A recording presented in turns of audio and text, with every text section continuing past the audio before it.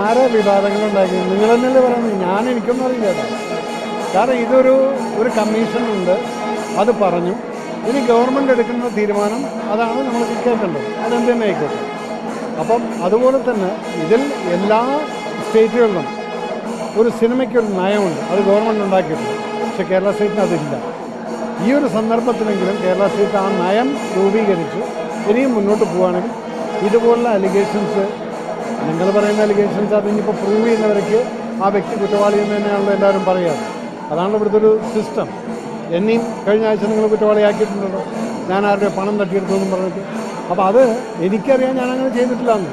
അപ്പോൾ അതുപോലെ നമ്മൾ എന്ത് പറയുന്നത്, എനിക്കൊന്നും പറയാനില്ല. കാരണം ഇതിനെക്കുറിച്ച് എന്ത് പറഞ്ഞു കഴിഞ്ഞാലും അസ്ഥാനത്തായിരിക്കും. ശരി, ആ കമ്മീഷനകത്ത് അവരെടുത്തിട്ടുള്ള തീരുമാനം എന്ന് പറയുന്നത് എങ്ങനെയായാലും അത് അനുഭവിച്ചിട്ടുള്ളവർ അവരുടേതായിട്ടുള്ള അഭിപ്രായങ്ങളെല്ലാം കേട്ടുകൊണ്ടാണല്ലോ ഈ കമ്മീഷൻ ഉണ്ടാക്കിയിട്ട്. അവരോട് നീതി പുലർത്തുമെന്ന് എനിക്ക് വിശ്വാസമുണ്ട്. അപ്പോൾ ആ കമ്മീഷന് വേണ്ടി ഇനി ഗവൺമെൻറ് എടുക്കട്ടെ ആക്ഷൻ. അതുപോലെ നമ്മളാരാ? അതുകൊണ്ട് ദയവ് ചെയ്തിട്ട് എനിക്ക് സ്നേഹമുള്ളവരാണ്. നിങ്ങളൊക്കെ വരുമ്പോൾ ഞാൻ ഒരിക്കലും നോന്ന് ഞാൻ പറയില്ല. Don't put allegations which you are not sure about. പറയാം, നിങ്ങൾക്ക് അവിടെ ഇവിടെയൊക്കെ പറയാതെ. പക്ഷേ എൻ്റെ ഓഫ് ദ ഡേ നിങ്ങളും തിരിച്ച് വീട്ടിൽ പോയിട്ട് ഇരിക്കുന്ന സമയത്ത് അത് തെറ്റാണെന്ന് തോന്നുന്ന സമയത്ത് നിങ്ങൾക്കൊരു കുറ്റബോധം വരാനുള്ള ഇട ഉണ്ടാക്കരുതെന്നുള്ള മാത്രം ഒറ്റ റിക്വസ്റ്റ് ഉണ്ട്.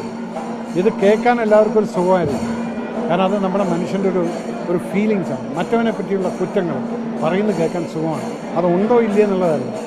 പക്ഷെ ആ കേൾക്കുന്നവർ ചിലപ്പോൾ അതിനകത്ത് യാതൊരു വിധത്തിലും ഇൻവോൾവ് അല്ലെങ്കിൽ അവർക്കുണ്ടാകുന്ന മാനസിക വിഷമം നിങ്ങൾ മനസ്സിലാക്കണം. അതിൽ കൂടുതൽ എനിക്കൊന്നും